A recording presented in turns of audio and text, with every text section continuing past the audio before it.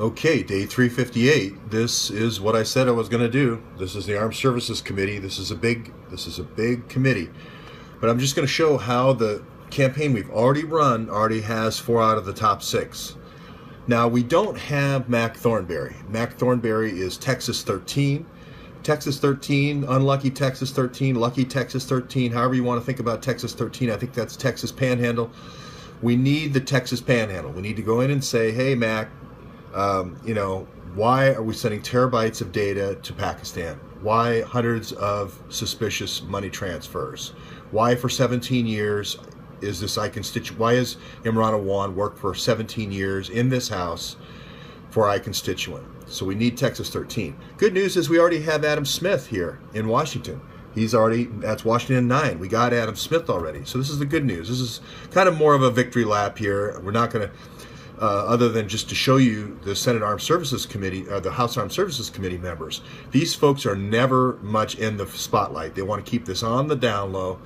Here's Walter Jones, North Carolina 3 in our database. Here's Rob Brady, Pennsylvania 1, already in our database, already been served. Joe Wilson, people of South Carolina 2, everybody remembers him standing up saying, "You lie," to the president, and getting censured in the House for doing that.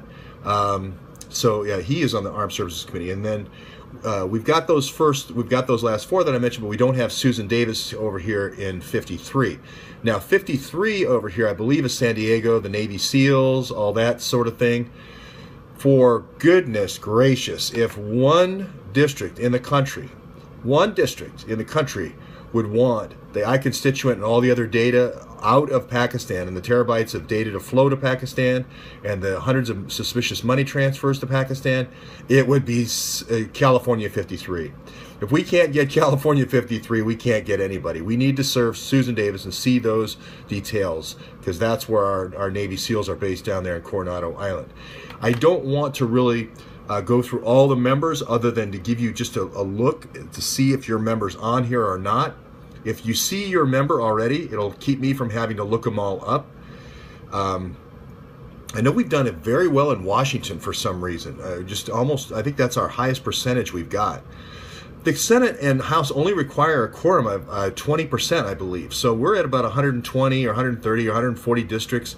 The House being 435 members. I think we only need, we're well over 100 for sure. We're in 120, so we're well over what we need as a quorum. So there's Jackie Spear. We've got to get Jackie Spear's district. I don't know which one in California that is. I know it's San Mateo, where I used to work in California. I'll just keep going through it, and you can see how many members there are. This is a big committee. There's Tulsi Gabbard. We have her committee. I know Hawaii too. We've got Hawaii. She's going to end up being the hero, by the way. In every story, of course, you've got heroes, but that causes or lays the groundwork for a hero.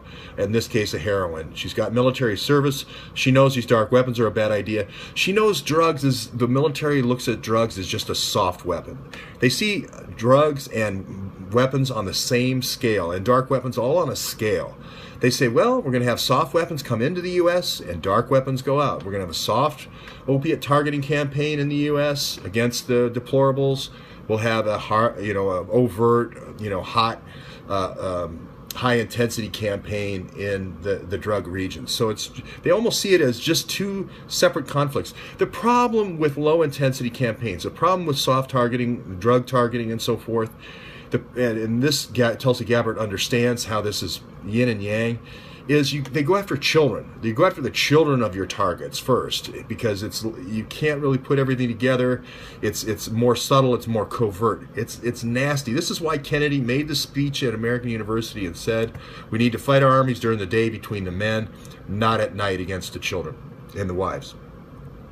So I'll keep going through here so you can see just how big this committee really is. And if I recognize any of the committees we've already got, we got a 50% chance in New Hampshire. I know we got half of New Hampshire.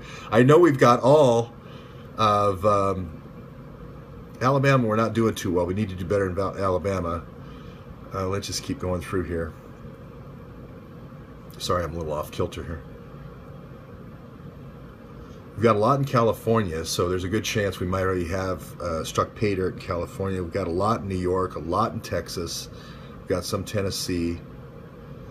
Now maybe there's less than I thought. There's a lot more Republicans than I thought.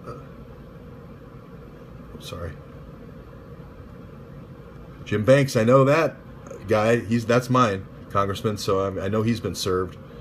So, and then of course Liz Cheney, who has her office in the basement, just like Dick Cheney did with his office in the basement of the White House. So there you go. If you see your representative, it's not nearly 62, I don't think. If you see your representative, save me a little time. Tell me a little bit more about your representative, what cities, what possible defense contracts he has in the city, or she has in the city. I think it's a lot smaller than 62.